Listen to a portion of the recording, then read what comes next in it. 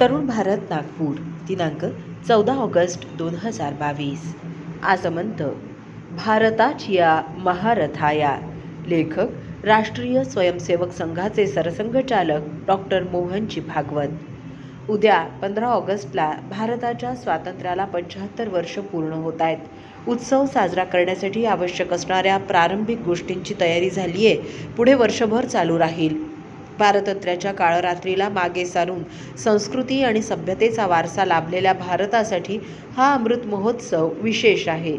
आज आपल्यासमोर कोणतीही अडचण उरलेली नाही असं म्हणणं हा शुद्ध वेडगळपणा ठरेल. काही जुने प्रश्न सुटले, काही अद्याप जिवंत आहेत, तर काही नवीन जन्माला आले. येणाऱ्या काळात नवीन आव्हानं येतील हे विधिलिखित कोणीच नाकारू शकत नाही. असं असूनही स्वातंत्र्याच्या या अमृत महोत्सवाचा हा आनंद अतिशय विलक्षण आणि अवर्णनीय आहे.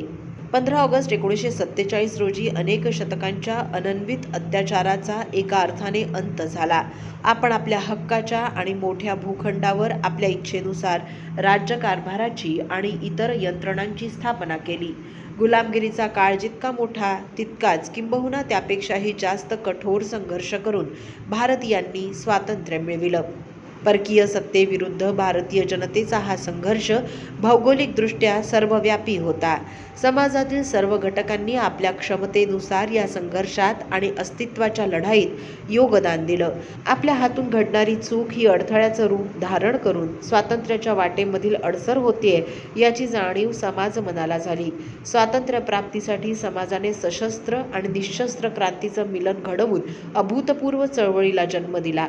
समाज प्रबोधनाची आणि परिष्काराची कामंही व्यापक स्वातंत्र्य लढ्याचा एक भाग बनली. या सर्व प्रयत्नांमुळे 15 ऑगस्ट 1947 रोजी शासकीय यंत्रणांमध्ये आपल्या लोकांना समाविष्ट करून देशाच्या अस्तित्वाचा रथ आपण आपल्या इच्छेनुसार निर्वहन करू शकलो. ब्रिटिश राज्यकर्त्यांना निरोप देऊन आपण आपल्या देशाची सगळी सूत्र हातात घेतली. त्यामुळेच या स्वातंत्र्याला 75 वर्ष पूर्ण झाल्याच्या निमित्ताने आपल्या समाजामध्ये हा उत्साह आणि देशात एखाद्या उत्सवासारखं वातावरण असणं अत्यंत स्वाभाविक आणि योग्य आहे. या निमित्ताने या प्रदीर्घ संघर्षात आपल्या भारतमातेसाठी ज्यांनी ज्यांनी म्हणून त्याग केला त्या सर्वांच्या बलिदानाचं पुन्हा स्मरण व्हायला हवं. देशासाठी स्वतःच्या आकांक्षांचा त्याग करणाऱ्या महापुरुषांना अभिवादन करायला हवं.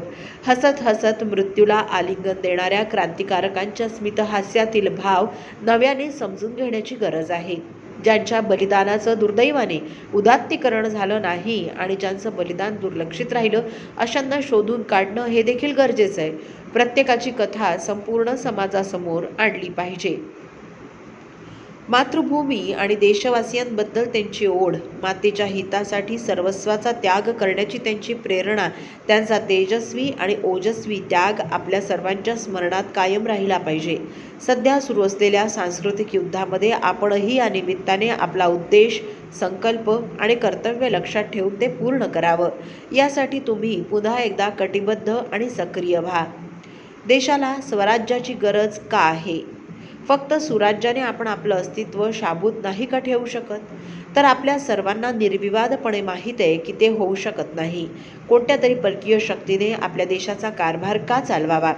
स्वराज्य बाजूला ठेवून सुराज्याला स्वीकारण्यामागे देशाचं आणि देशातील जनतेचं प्रयोजन काय हे सिद्ध झालेलं नाही. स्वतःची अभिव्यक्ती जी प्रत्येक व्यक्ती आणि समाजाची नैसर्गिक आकांक्षा आहे, स्वातंत्र्याची प्रेरणा आहे.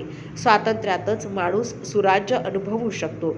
स्वामी विवेकानंदांनी म्हटलंय की प्रत्येक राष्ट्राची निर्मिती ही जगाच्या जीवनात काहीतरी योगदान देण्यासाठी होते.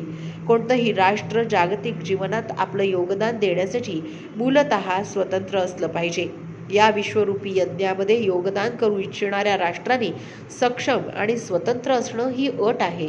ज्यांनी भारतीय जनतेला भारताच्या स्वातंत्र्यासाठी जागृत केलं, स्वातंत्र्य लढ्यात थेट शस्त्रसज्ज केलं किंवा निशस्त्र चळवळीचा मार्ग पत्करून जे सक्रिय झाले, भारतीय समाजाला स्वातंत्र्य मिळवायचंय आणि त्यासाठी या सर्व महापुरुषांनी प्रयत्न केला, त्यांनी आपापल्या परीने भारताच्या स्वातंत्र्याचा उद्देश शब्दात वर्णिला आहे. गुरुदेव रवींद्रनाथ ठाकूर यांनी त्यांच्या प्रसिद्ध कवितेमध्ये चित्त जेथा भयशून्य उन्नत जतो शिर असं फक्त स्वतंत्र भारताच्या अपेक्षित वातावरणाचं वर्णन केलंय. स्वातंत्र्यवीर सावरकरांनी स्वातंत्र्य देवतेच्या आरतीमध्ये स्वातंत्र्य देवतेच्या आगमनानंतर आपसुकच श्रेष्ठता, उदात्तता, प्रगती याचंही भारतामध्ये आगमन होईल अशी आशा व्यक्त केली आहे. महात्मा गांधी यांनी त्यांच्या हिंद स्वराज्यात स्वतंत्र भारताचं चित्र त्यांच्या कल्पनेतून चितारलंय. तसंच देशाच्या संसदेत डॉक्टर बाबासाहेब आंबेडकर यांनी संविधानाची प्रस्तुती करताना केलेल्या 2 भाषणांमध्ये या स्वातंत्र्याचा उद्देश आणि आपल्याला भारताला तिथपर्यंत नेण्यासाठी ज्या कर्तव्याचं पालन करावं लागणार आहे त्याचा देखील निसंदिग्धपणे उल्लेख केला आहे. विविध कार्यक्रम आयोजित करण्याबरोबरच आपण आत्मपरीक्षणही केलं पाहिजे. जर स्वातंत्र्याचं प्रयोजन स्वच्या अभिव्यक्तीने होणार असेल तर ते स्व नक्की काय आहे हे समजून घेणं क्रमप्राप्त आहे. जागतिक जीवनात भारताच्या योगदानाचा तो उद्देश पूर्ण करण्यासाठी आपण भारताला कसं बळकट करावं, जागरूक समाजातील जागरूकतेचा स्थायी भाव कसा टिकवता येईल यासाठी देखील प्रयत्न व्हायला हवे. वर्ष 1947 मध्ये आपण महत् प्रयासाने भारताला स्वातंत्र्य मिळवून दिलं आणि युगप्रवर्तक ठरलो. आपल्या संघर्षातून प्रेरणेचे धडे घेऊन पिचलेल्या देशांनीही बंड पुकारलं. विश्वाला दिशा दाखवणाऱ्या भारतासमोर आज सैद्धांतिक संभ्रम निर्माण झालाय. आपण ज्या उद्देशाची पूर्ती करण्यासाठी परकीयांविरोधात लढलो तो उद्देशच विसरलो आहोत.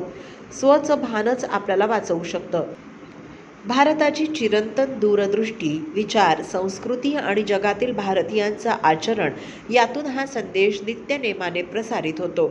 यातूनच भारताचं वैशिष्ट्य हे सर्वसमावेशकतेत दडलेलं आहे हे लक्षात येतं. भारत विज्ञाननिष्ठ आहे आणि प्रात्यक्षिक अनुभवाला सत्य मानून चालणारा देश आहे.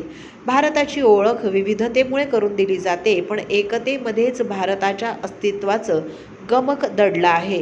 प्रत्येकाला समान रंग देऊन त्यांना स्वतःच्या मुळापासून दूर केल्याने विसंवाद आणि विभाजनाला खतपाणी मिळतं. स्वतःच्या वेगळेपणावर ठाम राहावं, परंतु इतरांच्या वैशिष्ट्यांचाही आदर करून सर्वांना एका धाग्यात बांधून ठेवण्याचा प्रयत्न करावा. असं केलं तरच भारत संघटित समाजाच्या रूपात उभा राहील. भारत मातेची भक्ती तिच्या पुत्रांना जोडते. पुत्रांमधील आणि मातेमधील ममत्वाची भावना सार्वत्रिक आहे. आपली सनातन संस्कृती आपल्याला सुसंस्कृत, सद्भावना आणि भावपूर्ण आचरणाचं ज्ञान देते. मनाच्या शुद्धतेपासून पर्यावरणाच्या शुद्धतेपर्यंत सगळ्याचं ज्ञान वाढवायला मदत करते. प्राचीन काळापासून आपल्या स्मरणात चालत आलेल्या आपल्या पराक्रमी पुण्यपुरुषांचे आदर्श आपल्याला मार्गदर्शन करतायत. आपल्या वैशिष्ट्यांना समजून घेतलं पाहिजे. संकुचित स्वार्थ आणि भेदभाव पूर्णपणे त्यागून आपण राष्ट्रहिताला केंद्रस्थानी ठेवून सर्व कार्य केलं पाहिजे. अशानेच आपण संपूर्ण समाज उभा करू शकतो. ही काळाची गरज आहे आणि समाजाची नैसर्गिक अवस्थाही.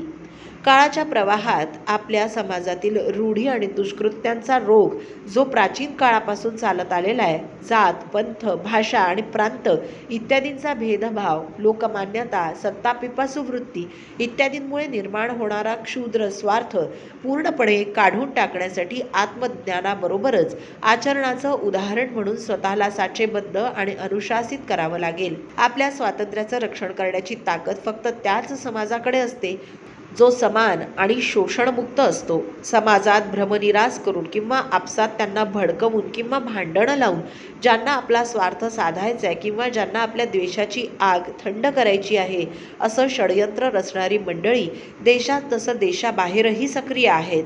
जेव्हा आपण सजग, सुसंघटित आणि सक्षम होऊन जगायला लागू आणि त्यांना किरकोळ अशी संधी देखील प्राप्त होऊ देणार नाही, तेव्हाच आपला समाज सुदृढ समाज होईल. आपापसात सद्भावना, समाजातील विविध घटकांमध्ये घडणारा निरंतर संवाद पुन्हा प्रस्थापित करावा लागेल.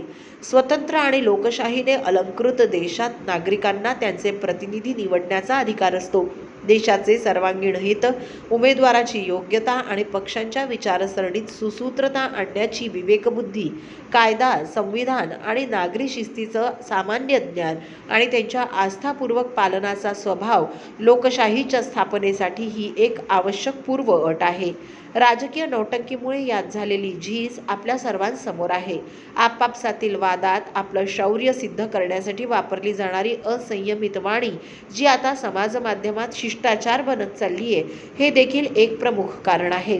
नेतृत्वासह आपल्या सर्वांना अशा आचरणापासून दूर राहून नागरिकत्वाचा आदर, शिस्त आणि कायद्याचा सन्मान राखण्यासाठी पोषक वातावरण निर्माण करावं लागेल. स्वतःला आणि संपूर्ण समाजाला अशा प्रकारे सक्षम बनवल्याशिवाय जगात कुठेही बदल झालेला नाही किंवा यशस्वी होणारही नाही. स्वच्या आधारावर प्रचलित व्यवस्थेच्या उपयुक्त गोष्टी स्वीकारून देशानुकूल बनवून आपला मुक्त देश युगप्रवर्तक बनवायचा असेल तर समाजाला स्वचं स्पष्ट ज्ञान, शुद्ध देशभक्ती, एकात्मतेची सर्वांगीण शक्ती, वैयक्तिक आणि राष्ट्रीय शिस्त आवश्यक आहे. जर या मूलभूत गोष्टी लख्खपणे आत्मसात करू शकलो तरच भौतिक ज्ञान, कौशल्य, गुणवत्ता, प्रशासन आणि कारभाराची सुसंगतता या गोष्टींना साध्य करणं अर्थपूर्ण ठरेल. म्हणूनच स्वातंत्र्याचा अमृत महोत्सव हा आपल्या सर्वांसाठी आपल्या कठोर आणि अखंड परिश्रमांचा उत्सव आहे, ज्यामध्ये संकल्पबद्ध होऊन आपल्याला त्याच त्यागाच्या भावनेने आणि परिश्रमाने एका स्वच भान असलेल्या युगप्रवर्तक व्यवस्थेची निर्मिती करून भारताला वैभवशाली बनवायचं आहे. चला, या तपस्वी मार्गावरचा आपला प्रवास सुखद व्हावा यासाठी संघटन आणि अनुशासनात दडलेल्या शक्तीचा अनुभव घेऊया आणि निर्धाराच्या इंधनाने भारताच्या रथाला अप्रमेयापर्यंत घेऊन जाऊया. आसमंत या रविवारीय पुरवणीतील माननीय सरसंघचालक डॉक्टर मोहनजी भागवत यांचा हा लेख आपण तरुणभारत.net या संकेतस्थळावरही ऐकू शकता. असेच अभ्यासपूर्ण लेख ऐका फक्त डिजिटल तरुण भारतसोबत.